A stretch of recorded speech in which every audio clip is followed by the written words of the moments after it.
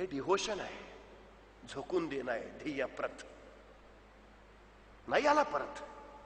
मला प्रश्न पडतो कधी कधी, त्या तानाजीच्या जागी आजचा तानाजी असता तर त्यांनी पोराचं लगीन काढावा, पत्रिका द्यायला तो महाराजांकडे जावा आणि महाराजांनी म्हणावा, ताना कोंडाना घ्यायचं म्हणे आहे रे.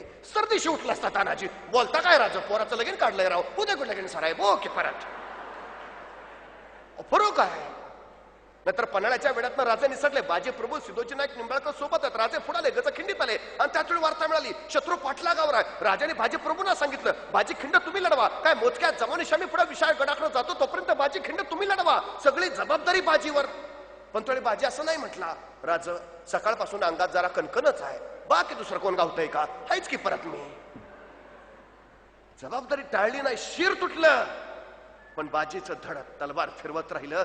जबाबदारी पाळणं याला म्हणतात. एखादं ध्येय ठरलंय ना, मग त्या ध्येयापर्यंतची जायची जबाबदारी पत्करलीच पाहिजे. शेंडी तुटवा पारंडी, बस नाही जमणार, दुसरं गाठायचंच. आणि पोचायचं असलं तर सगळ्यात महत्वाचा नियम लक्षात ठेवा, सगळ्यात महत्वाचा. मी वारंवार म्हणजे तुमच्या स्पर्धा परीक्षात आमचा मगाशी विषय झाला. आमचा सातारा जिल्हा तसा बागायतदारांचा जिल्हा म्हणून ओळखला जातो. 2 तालुके आहेत फक्त, तिथं दुष्काळ असतो सातत्यानं, मान आणि खटाव. पाऊस नाहीच, पडतच नाही, अजिबात नाही, विषयच नाही. पाणी, शेती पिकतच नाही. पण सातारा जिल्ह्यात स्पर्धा परीक्षेत सगळ्यात जास्त यशस्वी मुलं कुठली होत असतील, बागायती भागातली नाही, या 2 दुष्काळी तालुक्यातली. का? पर्यायच नाही ना, इथं काय पिकतच नाही. मार्क पिकवावेच लागणार स्पर्धा परीक्षेत, पर्याय नाही. उतरलं ना या रस्त्यावर, एक काम करा. माझा तानाजी कोंडाणा घ्यायला गेला, उदयभान तानाजीचं तुंबळ युद्ध झालं, तानाजी मारला गेला आणि मराठी सैन्य पळून जायला लागलं. प्रश्न सूर्याची पुढे होता, भावाचा मृतदेह पडलाय, आपणही ढासळून कोसळून जावं, सैन्य पळतोय, पराभव पत्करावा. काय? तानाजीने तिथं निर्णय घेतला आणि परतीचे दोर कापून टाकले. सैन्यापुढे एकच विषय होता, आता दरीत उड्या टाकून तरी मारायचं, नाहीतर शत्रूला मारून तरी जगायचं. सैन्यानं दुसरा पर्याय पत्करला, कोंढाण्यावर विजय मिळाला. एखादं ध्येय ठरवलं ना, परतीचे दोर पहिले कापून टाका, तेवढंच फक्त. परत जायचे ठेवूच नका दोर, अजिबात नाही. पर्याय उपलब्ध झाला की संपलं का. नाही बघूया, चाललाय ट्राय, नाही झालं तर आहेच घरचं. काका म्हणले चिटकवतो, तू आधीच चिकटणार. पर्याय नका ठेवू आयुष्यात, अजिबात नाही. मोठी स्वप्न बघा, त्या पद्धतीने कष्ट करा, संघर्षाची तयारी ठेवा. केलेले कष्ट आयुष्यात कधीच वाया जात नाहीत, चुकून सुद्धा वाया जात नाहीत. आज नाही उद्या ते उगवतातच. काही मुलं आमची नाराज होतात, पहिल्या प्रयत्नात यश नाही मिळालं, रस्ता सोडून देतात. दुसऱ्या प्रयत्नात नाही यश मिळालं, नाराज होतात. एक शेतकरी होता, त्याने आपल्या शेतामध्ये बांबू लावले, बांबू पेरले. बांबू पेरल्यावर वर्ष झालं तो शेतात गेला, जमिनीच्या वर काय उगवूनच नाही आलं, तो नाराज झाला. दुसऱ्या वर्षी शेतात गेला, पेरलेले बांबू उगवलेलं एकही रोप नाही दिसलं, तो पुन्हा नाराज झाला. तिसऱ्या वर्षी शेतात गेला, परत बघितलं एकही रोप नाही. चौथ्या वर्षी वैतागला, म्हणला या शेतात काही उगवतच नाही, नाही उपयोग या शेताचा. तिने ते शेत दुसऱ्याला विकून टाकलं. आणि 5व्या वर्षी सहज फेरफटका मारायला म्हणून तो शेतात गेला, तर त्या मातीच्या पोठातनं एक बांबूचा कोंब असा वर आला होता. त्याला झटका बसला, तो पुढे गेला, जागोजागी सगळे बांबूचे बेट सगळे कोंब वर दिसले. आश्चर्याचा धक्का बसला, म्हणजे 5 वर्ष बांबू जमिनीवर नाही, पण 5 वर्ष बांबूची मुळं जमिनीखाली मैलोन मैल पसरलेली होती, मैलोन मैल.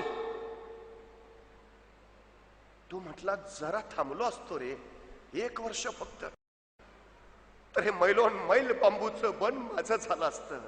किती कापावेत आणि किती विकावेत, फक्त गडबड केली. आयुष्यात संयम राखायला शिका.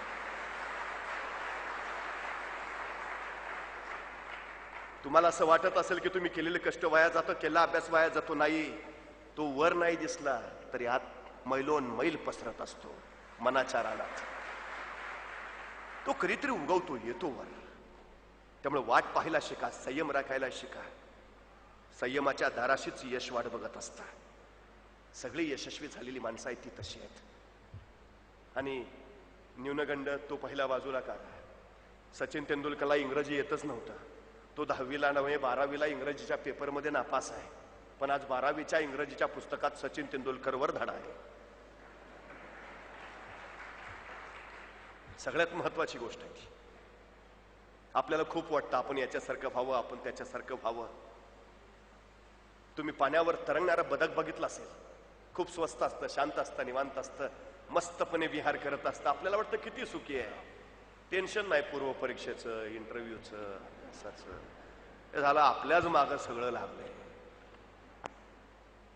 फार बरं वाटतं त्या बदकाकडे बघून.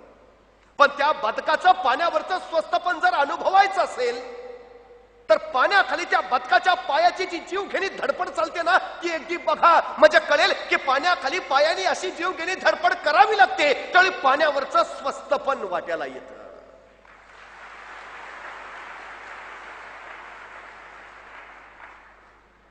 एमपीएससीचा अभ्यास करताना डोळ्याचे दिवे लाल होईपर्यंत झटावं लागतं. त्यावेळी लाल दिव्याच्या गाडीत बसायला मिळतं.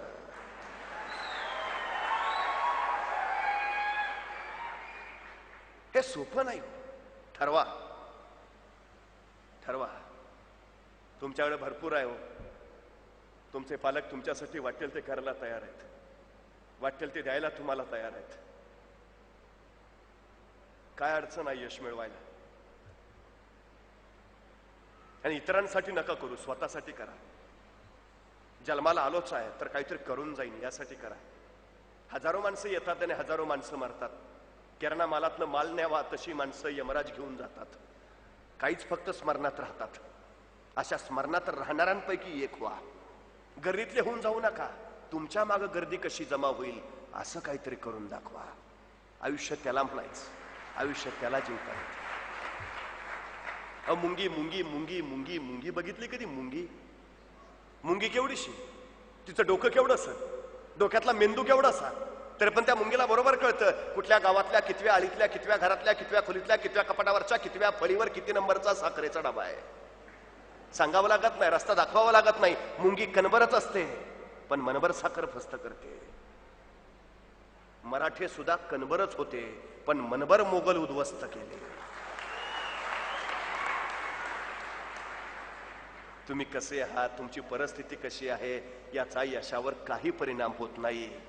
तुम्ही किती कष्ट करता, तुम्ही संघर्ष किती करता आणि तुमची पुढे जायची इच्छाशक्ती किती आहे, त्यासाठी सातत्य किती आहे हे फार महत्वाचं आहे. 5 किलोमीटरची शर्यत एकानं जिंकली आणि त्या हजारो स्पर्धकांमध्ये 5 किलोमीटरची शर्यत जिंकणाऱ्या त्या स्पर्धकाला विचारलं तुमच्या यशाचं रहस्य. तो म्हणाला मी फक्त थांबलो नाही. माझ्या जिंकायचं एकच कारण आहे, मी फक्त थांबलो नाही. थांबू नका, फक्त सातत्यानं चालत राहा, चालत राहा. एकाला प्रश्न विचारला ही पृथ्वी कधी संपेल? तो म्हणाला ज्या दिवशी तुला मुंगी थांबलेली दिसेल ना त्या दिवशी समज आज मुंगी संपेल. कधीच दिसणार नाही मुंगी थांबलेली, कधीच नाही. मुंगी व्हा तर रवा खाता येईल यशाचा. हे सगळ्यात महत्वाचं आहे. कर्तृत्ववान माणसाचं यश प्रत्येकाला दिसतं, संपत्ती प्रत्येकाच्या नजरेत भरते, पण त्याच्या पाठीमागचे कष्ट हे कधीतरी पाहायला हवेत. अमिताभ बच्चन अनेकांचा आयडॉल आहे. आज 70त सुद्धा स्वतःची जादू टिकवून आहे. त्याच्या काळाच्याच नव्हे तर आजच्या तरुणाईच्या गळ्यातला सुद्धा तो ताईत आहे. पैसा अफाट आहे, प्रसिद्धी अमाप आहे, आता मिळवण्यासारखं काही राहिलंच नाही. या सहस्त्रकातला सर्वोत्कृष्ट अभिनेता म्हणून त्याची नोंद आहे. काय वैभव आहे.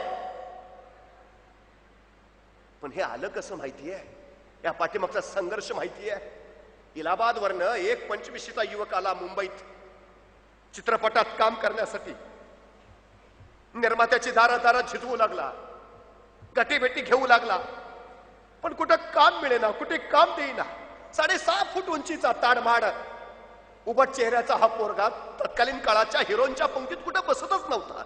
अरे हिरो कुठला, व्हिलन सुद्धा त्याच्यासारखा नव्हता.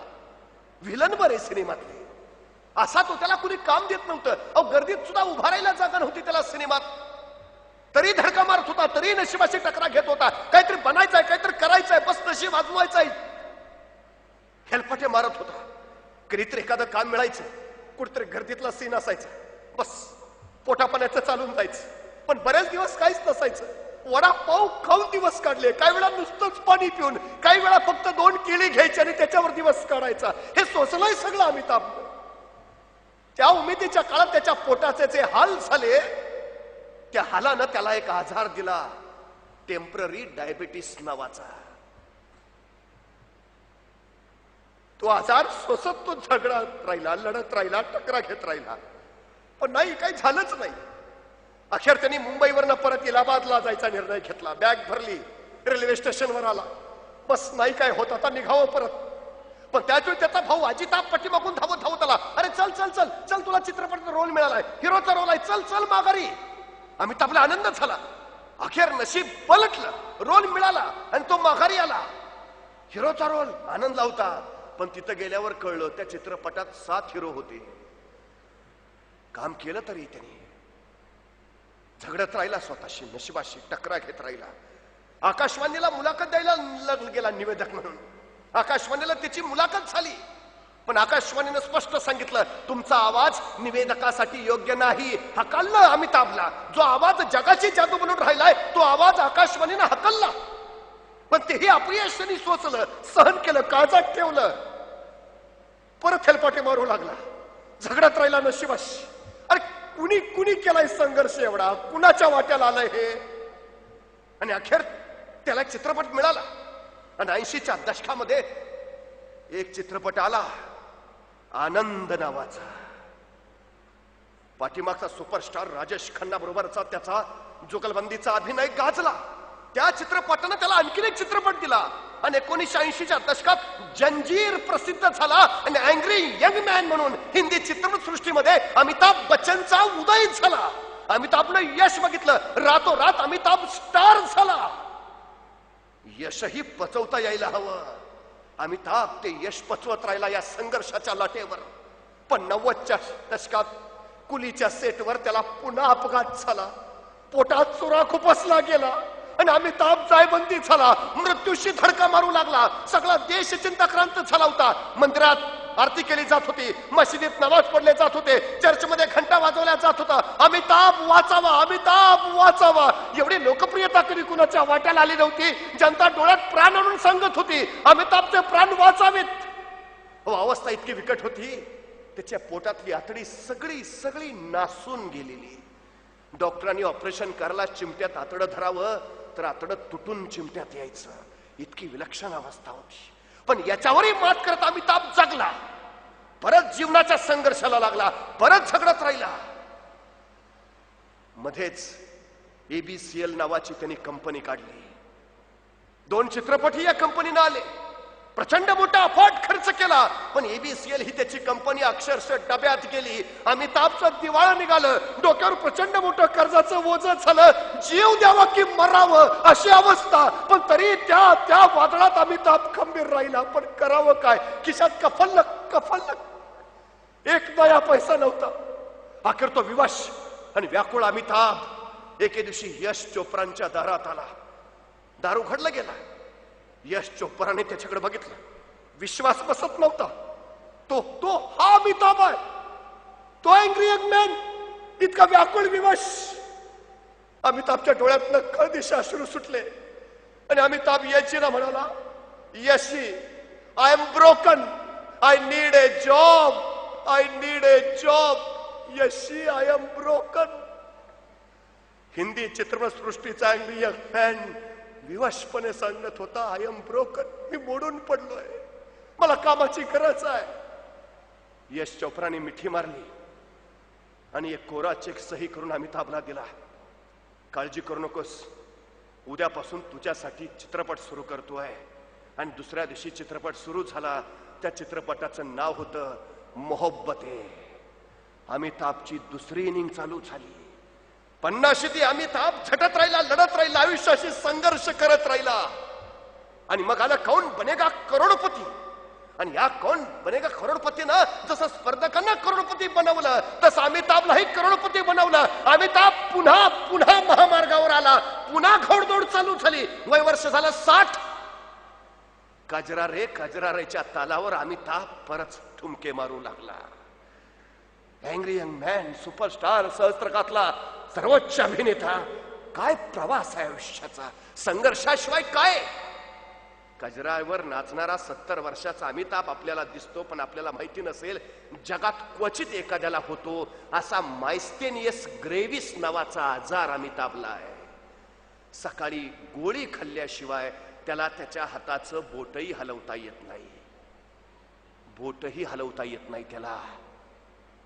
गोळी खाल्ल्याशिवाय ज्याला स्वतःच्या हाताचं बोट हलवता येत नाही, तो आजही तमाम हिंदुस्थान मधल्या लोकांवर किती मोही टाकून राहिलाय की लोक त्याच्या अभिनयानं हलतात. यश उगाच नाही वाटायला. हे मोठे पण कष्टाने मिळवावं लागतं, कष्टानं कमवावं लागतं. हा संघर्ष तुमच्या वाट्याला आला तर तुमची उंची मोठी. हे सगळं सोसायची सहन करायची तयारी ठेवा, मग सगळं जग तुमच्या स्वागताला उभा राहील. आणि तुमच्यात ती क्षमता आहे, तुमच्यात ते सामर्थ्य आहे. आपण तसं लढावं ही आमची अपेक्षा आहे. हे बळ तुमच्या मनगटात इथं या केंद्रामध्ये भरलं जात आहे. तुमच्या बुद्धीत ते ज्ञानाचे कण भरले जात आहेत. तुम्ही किती उंची गाठली याच्यावर तुमचं यश ठरत नाही. तुम्ही तुमच्या बरोबर किती जणांना त्या उंचीवर घेऊन आला याच्यावर तुमचं यश ठरतं. तुम्ही नागरी सेवेमध्ये जाणार आहात. तुम्ही स्पर्धा परीक्षांमध्ये देशाच्या सेवेसाठी, नागरिकांची सेवा करण्यासाठी जाणार आहात. आपण आता क्लास 1 झालो, आपण क्लास 2 झालो, हा आनंद मोठाच आहे. पण त्याच्याबरोबर आपल्यावर आशा ठेवून असलेल्या आपल्या समाजातील किती लोकांना आपण क्लास 1 पद्धतीचं जगणं देऊ शकतो, किती क्लास 3 लोकांना क्लास 2 वर आणू शकलो, याच्यावर तुमची उंची मोजली जाणार आहे. एवढं फक्त डोक्यात ठेवा. तुम्ही मोठे जरूर व्हा, पण समाज मोठा करा. सगळ्यात महत्वाची गोष्ट ती आहे. माणसं मोठी दोन्ही पद्धतीने होतात. धीरूभाई अंबानी पैशानी मोठा आहे, बाबा आमटे कामानी मोठे आहेत. आर पाटलांनी एकदा बाबा आमटेंना विचारलं, बाबा एवढं सगळं सोप लोकांसाठी केलं, एवढं सगळं समाजासाठी केलं, तुम्ही आयुष्यात मिळवलं काय? बाबा आमटे म्हटले, माझ्या पोरांच्या कधी वाटण्या होणार नाहीत.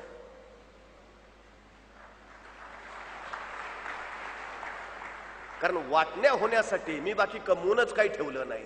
मी फक्त संस्कार दिलाय, त्याच्या वाटण्या त्यांनी जरूर कराव्या. नवे संस्कार वाटतच राहावे त्यांनी. धीरूभाई अंबानीनं पैसा कमावला, धीरूभाई गेला आणि दुसऱ्या आठवड्यात वाटण्या झाल्या. काय कमवायचं ते ठरवून घ्या. इमारतीच्या उंची वाढलीत अलीकडं, पण माणसं मनानं खुजी झालीत. एका मिनिटात रशियात काय घडतं हे माझ्या टीव्हीच्या स्क्रीनवर मला दिसतं. पण ललिता पवार मरून पडली तर शेजारच्या फ्लॅटवाल्याला 8 दिवस माहिती नव्हतं. ही वस्तुस्थिती आहे. अमेरिकेतल्या मित्राशी मला एका मिनिटात संपर्क साधता येतो, पण घरातल्या माझ्या आईशी मला बोलायला वेळ नसतो. ही माझ्या अलीकडच्या स्पर्धेच्या युगातली खंत आहे. जग जवळ आलं, माणसं माणसापासून लांब गेली, ही सगळ्यात मोठी शोकांतिका आहे.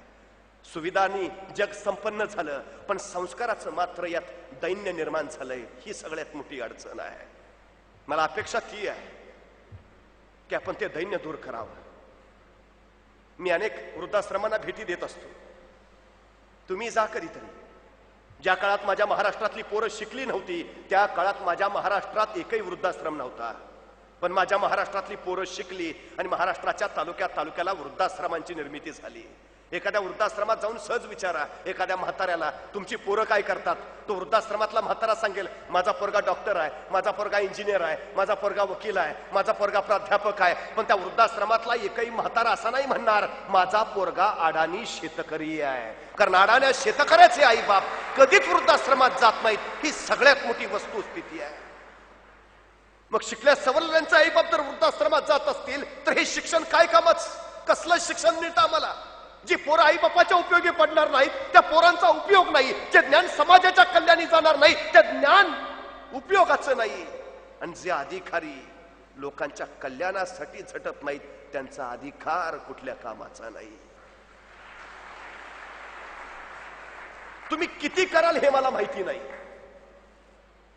पण जेवढं जमेल तेवढं करा. एका ठिकाणी आग लागली होती, आणि एका चिमणीची ती आग विझवण्यासाठी जीवघेणी धडपड चालली होती.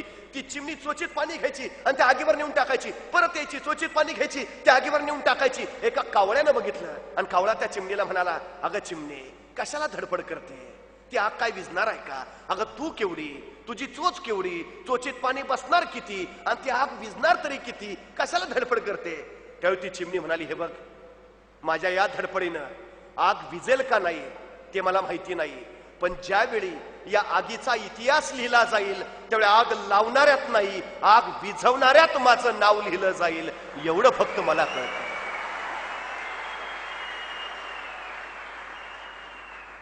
तुम्ही चिमणी असाल, तुमची कामाची चोचही बारीक असेल. माझी अपेक्षा फक्त एवढीच आहे, समाजाचं तेज समाजाला मिळावं आणि तुमचं नाव समाजामध्ये जे वाईट आहे ते निर्माण करणाऱ्या अग्नीला विझवणारं ठरावं, एवढी फक्त अपेक्षा करतो. एक अधिकारी खूप काही करू शकतो. देशाच्या लोकशाहीचा तो समृद्ध खांब आहे. आपण त्या प्रक्रियेमध्ये जाणार आहात, जात आहात, ही मोठी अभिमानाची गोष्ट. खरं तर गुणवंतांचं कौतुक जरूर करावं, पण कौतुक करणाऱ्यांचं पहिल्यांदा कौतुक करावं या मताचा मी आहे. त्यामुळे आपलं कौतुक तर करतोच, पण आपलं कौतुक करणाऱ्या रिलायबल व्यक्ती विकास स्पर्धा परीक्षा केंद्राचं मनपूर्वक कौतुक करतो, त्यांना मनपूर्वक शुभेच्छा देतो, आपली रजा घेतो. धन्यवाद. तू गप. मला भयान राग येतो असल्या माणसांचा. आमची परिस्थिती नव्हती हो. परिस्थिती माणसाला घडवती नाही, परिस्थिती माणसाला बिघडवती नाही. माणूसच परिस्थिती घडवतो आणि माणूसच परिस्थिती बिघडवतो, ही सगळ्यात मोठी वस्तुस्थिती आहे. डॉक्टर बाबासाहेब आंबेडकरांचे वडील काय अब्जाधीश होते का करोडपती होते? पुस्तकं विकत घेऊन देता येत नव्हती बाबासाहेबांना. वाचनाची आवड आहे पण नाही घेता येत. एक वेळ उपाशी राहायचे पण पोरला पुस्तक आणून द्यायचे. परिस्थिती नाही आडवी आली तिथं. आणि आंबेडकरांचा सगळ्यात मोठा गुण माहिती आहे, त्यांच्या आयुष्यात त्यांनी वाचलेलं एकदा पुस्तक त्या आयुष्यात पुन्हा कधीच विसरत नाहीत, कधीच विसरत नव्हते, चुकून नाही. त्यांनी जर 10 वर्षापूर्वी एखादं वाचलेलं पुस्तक काढलं आणि त्यांना विचारलं 355 पानावरचं दुसऱ्या पॅराग्राफ मधलं 4थं वाक्य काय आहे, 10 वर्षानंतर सुद्धा आंबेडकर ते बरोबर सांगायचे. एवढी बुद्धिमत्ता होती. ही काही